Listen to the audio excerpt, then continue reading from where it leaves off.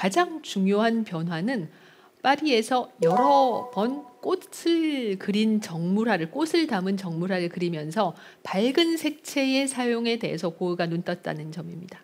지금 보시는 이 글라디올러스가 꽂힌 꽃병을 보면 고흐가 1885년경에 그렸던 그림들, 농민들의 그림이나 감자 먹는 사람들보다 확실히 밝고 선명한 원색을 쓰고 있고, 또 그리고 그런 색깔의 사용이 그리 어색하지 않다라는 점을 알 수가 있습니다. 파리에서 고흐는 자신을 화가의 모습으로 묘사한 자화상을 그립니다.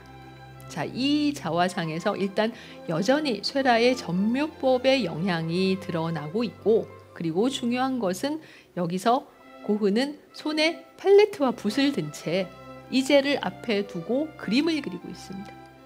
이런 식으로 자신을 묘사했다는 것은 화가라는 것이 나의 직업이야, 나는 화가야 라는 식으로 자신의 정체성을 스스로 인정하고 있다는 의미가 되죠. 왜냐하면 고흐는 미술학교를 다니지도 않았고 뭔가 확실한 스승이 있는 경우도 아니었습니다. 그림을 아직 팔지도 못했죠. 자기를 화가라고 인정하기에는 조금 뭔가가 미진한 그런 상황이었습니다. 그러나 이 그림을 통해서 고흐는 이제 내가 화가이며 앞으로 화가로 살아갈 것이다 라는 선언을 하고 있습니다. 고흐가 파리에 왔을 때 그가 생각했던 중요한 어떤 목표는 무엇인가 하면 인상파의 기법, 당시에 최신 유행이었던 인상파의 기법을 배우고 자신의 것으로 만드는 것이 있었고, 또 하나는 화가 동료들을 만드는 것이었습니다. 고흐는 늘 혼자 그림을 그렸기 때문에 여러 동료들과 함께 그림을 그리고 자신의 그림에 대해서 동료들과 토론하고 싶었던 것이죠. 고흐가 처음 파리에 나타났을 때 에밀 베르나르나 툴루즈 로트렉이나 시냐크나 폴 고갱 같은 동료 화가들은 고흐에게 잘 대해줬습니다. 따뜻하게 대해줬습니다. 그들은 고흐를 외면할 이유가 없었어요. 일단 외국인 화가였기 때문에 우리 파리에 그림 공부하러 온 외국인 화가니까 우리가 잘 대해주자라는 식의 선량한 마음도 있었고, 그리고 현실적으로 고흐는 화랑 직원인 테오의 형 아닙니까? 그러니까 자신의 그림을 사갈 수도 있는 화랑 직원의 형인 고흐를 홀대할 이유가 없었던 거죠. 그러나 그들은 오래지 않아서 고흐의 성격에 넌덜머리를 내곤 합니다. 고흐는 성실하고 근면하고 진실된 성격의 소유자였지만 반대로 감정의 파고가 너무 지나치게 컸고 극단적이고 예민하고 다른 사람의 비평을 견디지 못하는 성격이었습니다. 고흐 그룹의 화가들은 정기적으로 카페에 모여서 자신의 그림을 다른 화가들에게 보여주고 서로의 그림을 비평하고 또 다른 화가들이 자신의 그림에 대해서 의견을 제시하는 것을 듣기도 했는데, 고흐는 사소한 비판도 참지 못했어요. 누군가가 자신의 그림에 대해서 조금이라도 부정적인 이야기를 하면 고흐는 곧 그 화가 앞에 가서 무릎을 꿇고 결투를 신청했습니다. 이런 성격이니 다른 화가들이 고흐의 성격을 참지 못한 것은 어찌 보면 당연하죠. 고흐가 파리 시절에 그에게 가장 다정하게 대해주었던 툴루즈 로트렉이 그린 고흐의 초상인데, 이 파스텔 초상에서 고흐는 압센트 잔을 앞에 놓고 카페에 앉아서 누군가를 기다리고 있습니다. 그런데 고흐의 모습이 좀 쓸쓸해 보여요.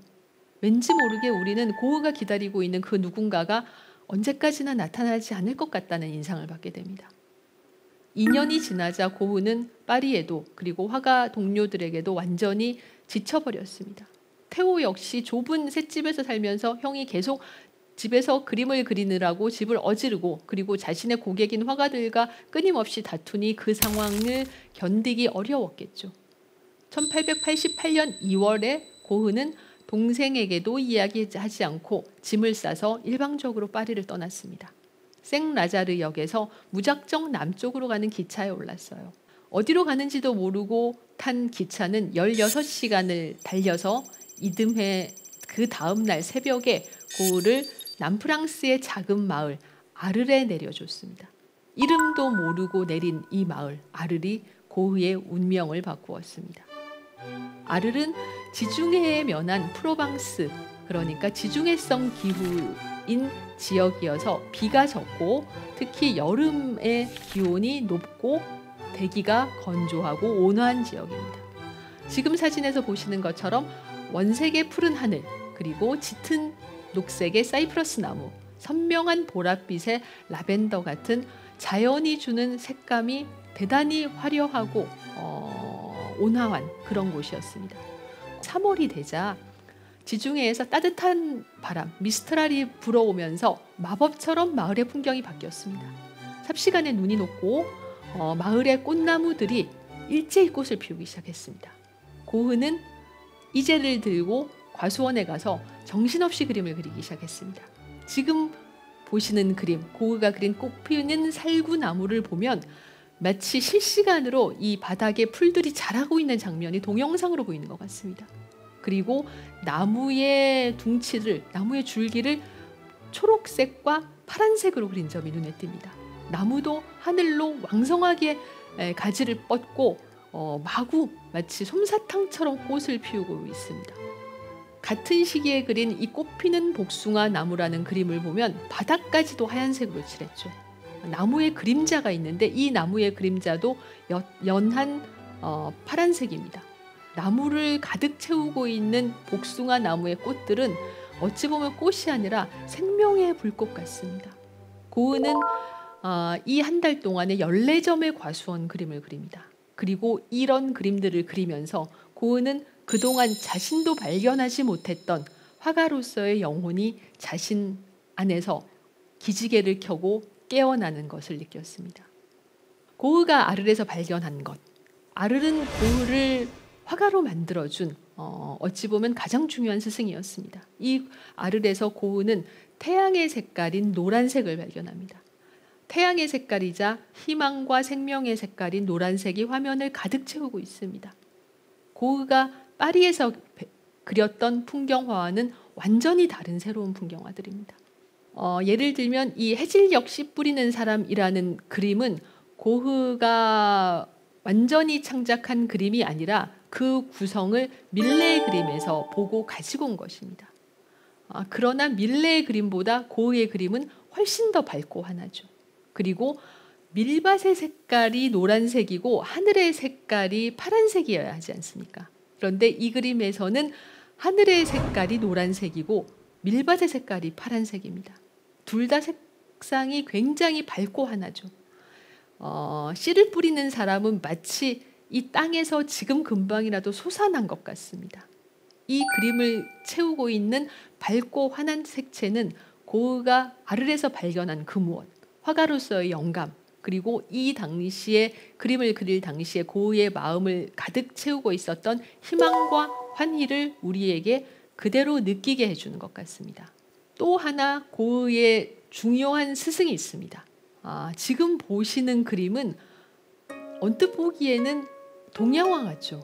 정확하게 말하면 일본의 우키요에를 그대로 보고 베껴서 그린 그림입니다. 그러나 이 그림은 고흐의 그림이 맞아요.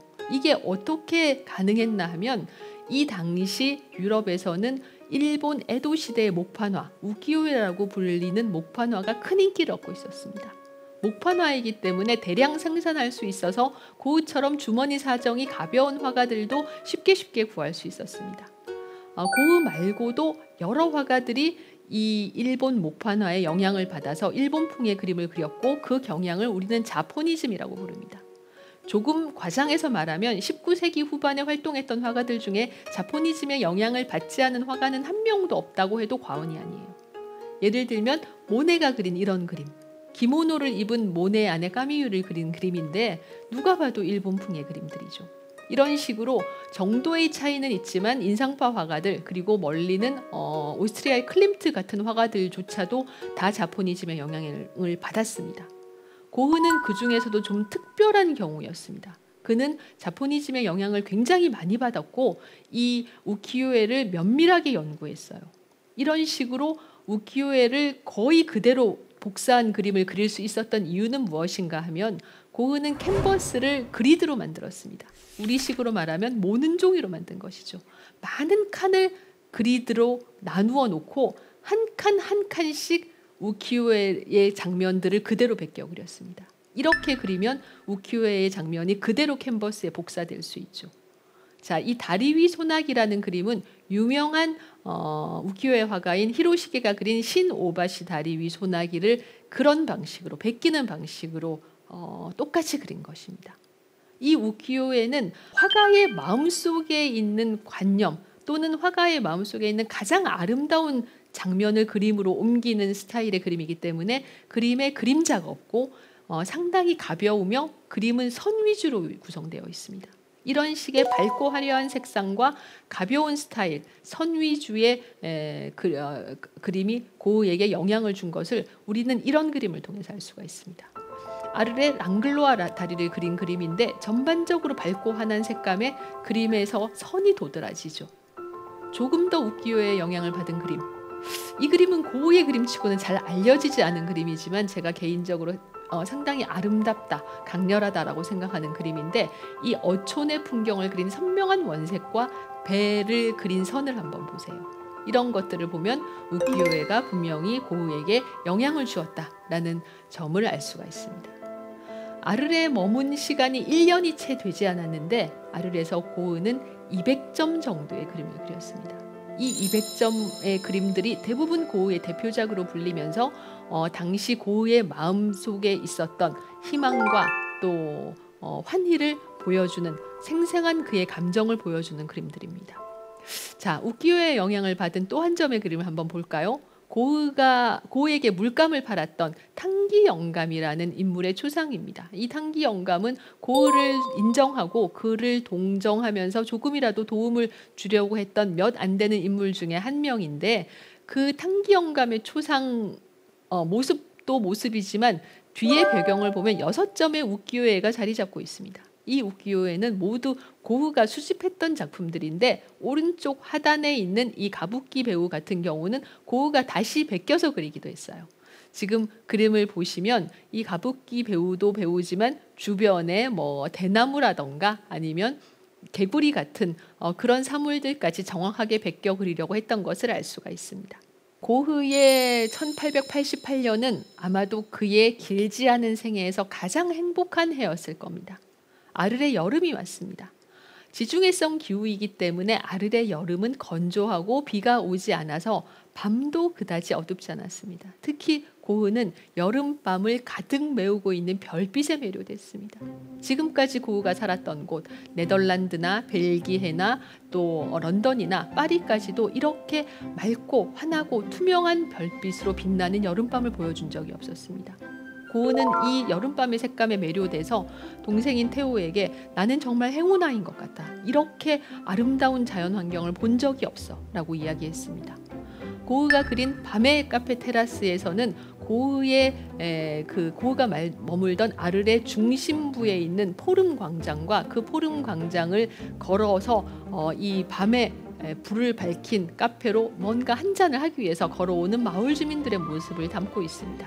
카페는 당시의 조명등인 가스등의 빛으로 노란빛으로 빛나고 있고 하늘은 푸른빛으로 칠해져 있는데 그 하늘에는 별빛들이, 커다란 별들이 빛나고 있습니다. 고흐가 아르레에서 그린 200여 점의 그림 중에 자신의 마음에 가장 드는 그림을 만약 고른다고 하면 어떤 작품일까요? 저는 아마 이 작품일 것 같습니다. 이 론강의 별이 빛나는 밤은 1888년 9월에 그려진 그림입니다. 이 그림에서는 일단 푸른 밤하늘과 그 푸른 밤하늘을 채우고 있는 커다란 별들, 가운데 있는 별은 북두칠성이네요. 북두칠성과 이런 커다란 별들, 그리고 그 별빛과 밤하늘의 색깔과 유사한 론강의 강물의 빛과 강변에 있는 마을의 집들이 켜놓은 노란 등불이 보입니다. 이 노란 등불과 별빛은 너무 유사하거든요. 말하자면 지상과 천상이 하나로 이어진 듯한 느낌이 듭니다. 밤하늘은 너무나도 고요하고 맑고 평온합니다. 고흐의 마음속에는 희망이 가득 차 있었고, 그리고 이 그림을 그릴 때 고흐의 정신 상태는 지극히 평온하고 맑았다는 것을 우리가 알 수 있습니다. 그런데 이 그림을 그린 지 9개월 후에 고흐는 같은 밤하늘을 이번에는 자신이 머물고 있는 생레미의 요양원에서 그리게 되는데요. 이 두 밤하늘은 9개월의 시차를 두고 너무나도 판이하게 달라져 있습니다. 그림의 밤하늘에는 온통 어지러운 소용돌이가 돌아가고 오른쪽에는 불길할 정도로 큰 달이 떠오르고 있습니다. 고요한 고흐의 밤하늘은 어디로 간 것일까요? 이 밤하늘은 누가 보아도 어쩔 수 없이 이제 파멸로, 죽음으로 흘러가는 빛입니다.